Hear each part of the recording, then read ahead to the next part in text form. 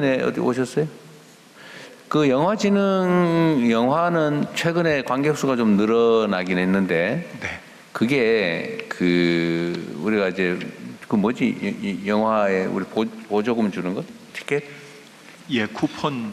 예. 그 쿠폰 발행은 몇백만 장 정도에 불과했던 것 같은데. 450만 네, 장입니다. 그런데도 관객 수가 이렇게 많이 늘어난 거는 네. 이유가 뭐예요? 저 관객들이 영화관을 갔다가 많이 이제 떠났었는데, 네. 예, 요걸 계기로 해서 다시 그 영화관에 지금 많이 돌아오게 되었습니다. 그래서 결과적으로 볼 때 저희가 그 쿠폰 활성화 시안 역할을 좀 했다고 좀 뭐 그러면 하고, 네. 그냥 그것만으로는 안 됐을 거고. 그러니까 영화에 대한 전체적인 관심을 작품과 함께 동시에 좋은 작품들이 좀 되었... 생겨서. 네, 그렇게 된 것 같습니다. 그 과거에 영화 관객이 피크일 때는 몇 명 정도였어요? 피크일 때가 2019년인데요. 그때 전체 관객이 2억 2천만 연간. 예, 2억 2천만이었는데 2억 2천만. 그 다음 해에 코로나가 시작되면서 확 줄어들어 버렸던 네, 거군요. 많이 줄었습니다. 지금 현재는 전반기가 5천만? 예, 전반기가 5, 6천만 정도 되는 것 같네요. 그렇게 되어서 작년 예측을 한다면 한 1억 2천만 정도라서 아직은 그 최전성기에 비하면 한참 모자라네요. 지난해의 연말에 1억이 조금 넘었습니다.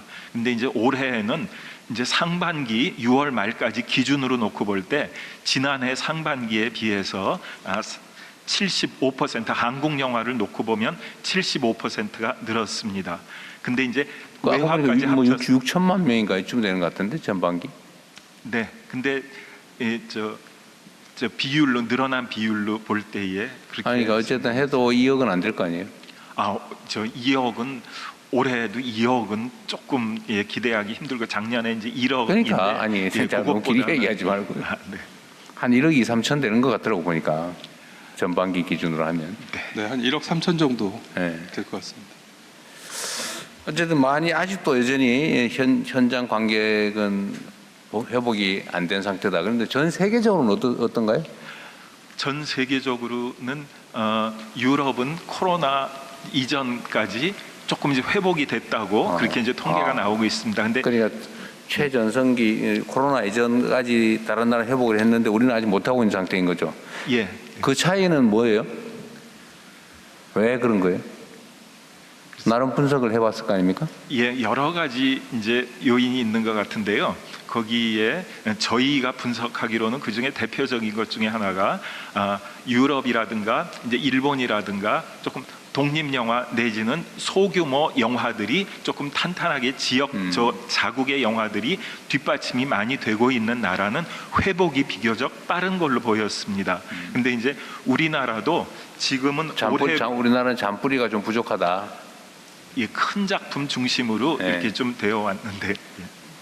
그러면 영화에 대한 정부의 예를 들면 영화 제작이든 영화 업계에 대한 정부의 재정 지원 규모는 지금 물론 뭐 바로 직전보다는 늘어났을 텐데 그 말고 그 최전성기 가장 많이 지원할 때 이럴 때 비하면 좀 어떻습니까? 지금 올해 예산 또 내년에 예측되는 예산 규모가? 예, 독립 영화 경우는요. 독립 영화가 이제 저희가 주로 지원하는 중요한 얼마쯤 되냐고요? 예, 근데 최전성기 때보다 올해가 높습니다. 그래요? 예, 올해가 전체 지금 122억입니다. 올해가 전성기 때가 약소하네요. 예. 근데 역대 지금까지 저 제작 지원에 대해서는 제일 높습니다. 내년에는 얼마 정도 할 계획이세요, 그 혹시 장관님? 아직 재무당국이랑 협의가 덜 끝났어요. 근데 지금 많이 키우려고 지금 애를 쓰고 있습니다. 2배 키우려고 합니다. 네, 2배 정도? 아닙니다. 훨씬 더 키우려고 합니다. 네, 2배 훨씬 더 한다고 합니다. 정부 그럴 계획이라고 합니다. 지원금이 지금 필요한 이유는 민간에서 투자가 덜 들어오고 있기 때문에요. 예전에 한창 때는 민간에서 들어오기 때문에 정부가 좀 적어도 됐습니다. 하여튼 이 문화예술 분야, 이 분야에 대한 지원은 대폭 확충을 해야 되는 게 맞습니다. 우리가 전 세계적으로 각광받는 문화 국가가 돼가고 있는데 사실 문화 분야에 대한 정부 투자는 매우 취약하죠. 이 취약한 척박한 땅에서 어떻게 그 세계를 제패하는 문화적 성취가 가능했는지는 참 의문이긴 해요. 우리 김구 선생이 보면 놀랄 노자일 거예요.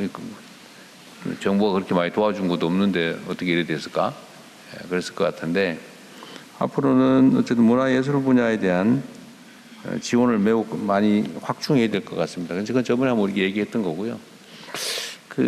하여튼 앞으로 우리가 인공지능 시대에 생산력이 좀 강화되면은 이제 문화에 대한 욕구가 매우 많아지겠죠. 높아질 텐데 문화도 하나의 산업으로 매우 중요하게 아마 자리 잡게 될 거고 지금 그게 뭐 K-팝 이런 걸로 나타나고 있긴 하지만요. 그것만으로 많이 부족할 테고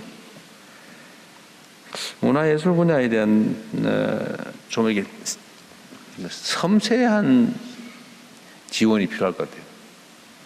문화예술의 특성이 그렇잖아요.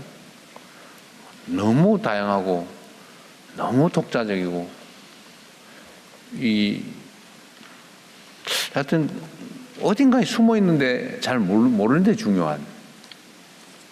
아마 장관님도 그 혹시 각 분야의 문화계, 예술계 사람들 많이 만나봤겠죠? 네, 저도 이거 하면서 집계해봤더니 간담회를 300회를 했더라고요, 지난 1년. 많이 하셨네요. 네, 정말 많이 만났는데. 그래도 많이 빠져 있죠. 네, 그렇죠. 그래서 결국은 문화는 다양성이 중요하기 때문에요. 다양한 곳에 지원을 할 수밖에 없는 것 같습니다. 그래서 대통령의 말씀처럼 늘 부족한 곳은 항상 부족하다는 이야기가 계속 들리고 할 수밖에 없는 그 본질 자체가 그런 것 같습니다. 일종의 우리가 이제 청년 정책으로 고민도 많이 하는데 청년 정책을 청년들에게 좋은 일자리를 만들어 주던 시대가 지금 저물고 있고 뭔가 창의적인 창업의 시대를 열어야 되는데 그 중에 저는 하나가 이 문화예술 분야도 매우 잠재력이 있어 보이거든요. 또 문화예술을 가지고 관광 콘텐츠도 만들고 관광도 지역 특화된 콘텐츠도 만들기 때문에 다 연결이 되어 있습니다. 그러니까요.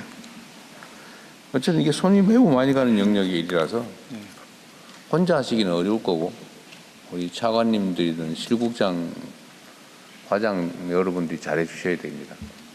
사실은 장관이든 대통령이든 접촉면이 한계가 있잖아요. 네. 근데 다른 부분들은 이게 예를 들어 국방부처럼 쫙 하면은 이 통제가 쫙 되는데 일사불란하게 이 문화예술 분야는 직접 접촉하지 않으면 간접 전달이 안 돼요. 그런 특성들이 있더라고요. 문화예술의 특성이죠. 분야는 그렇지만 저희 문체부 조직은 원팀으로 똘똘 뭉쳐서 아니 그러니까 자기들은 뭉쳐 있는데 공급 조직은 뭉쳐 있는데 수요 조직은 전혀 뭉쳐 있지 않다 이 말이에요. 네네.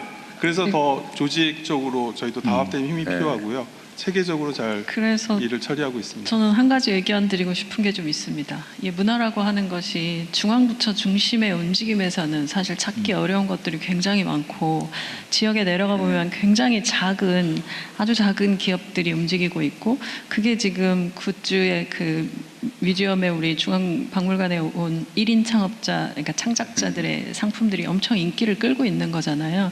그러니까 미나박물관 같은 거 운영했던 어떤 분이 만든 호랑이가 기반이 돼서 우리의 지금 상품을 만들 수도 있고 그래서 오히려 지역 기반의 지원 사업들 형태라든지 좀 지역에서 자발적으로 자율적으로 할 수 있는 구조가 훨씬 더 문화적 예술 지원 사업인 것 같은데 너무 아까 사실 대통령 말씀하실 때 교육 관련된 부분도 제가 섣불리 교육을 말씀드리긴 좀 어려운 부분이 있으나 너무 중앙집권적 일관된 형태의 대학 정책 그리고 문화 정책들이 오히려 이 자율적 부분들이 좀 낮아지고 있는 것이 아닌가. 그러니까 뭐 해외를 나가보면 우리가 관광을 많이 가는 그 유럽에 가보면 굉장히 작은 도시들 가서 좋아하면서 다시 또 우리 정책 지원은 너무 이렇게 중앙 방식의 구조들 속에 있어서 그런 자율적으로 움직이는 것들이 좀 많이 개발돼야 되지 않나라는 생각이 듭니다. 네, 그래서 저희도 지역 관련된 정책들은 국가가 기획을 하고 지원도 하지만 사실은 이제 지방자치단체에 매칭을 해서 움직이게 돼 있습니다. 왜 그러냐면 그렇지 않으면 지자체에서는 또 문화나 이런 것들의 우선순위가 떨어져서요. 지자체 예산 자체가 별로 좋지 않으니까 늘 이렇게 도외시되거나 네. 혹은 누락되는 경우가 많습니다. 그래서 정부에서 조금은 더 관심을 가지고 밀어주면 지역에서도 함께 이제 붙어서 같이 일을 할 수 있거든요. 그래서 그런 측면에서 국비의 문화 예산은 네. 더욱 중요한 것 같습니다. 그러니까 아까 제가 농담처럼 얘기했지만 이제 문화부, 체육부도 체육 관련도 비슷한데 여러분들은 어쨌든 열심히 할 거예요. 내가 당연히. 그런데 자네가 수요의 정책 수요자들이 너무 세분돼서 너무 다양한 곳에 보이지 않는 곳에 많이 위치해 있단 말이에요.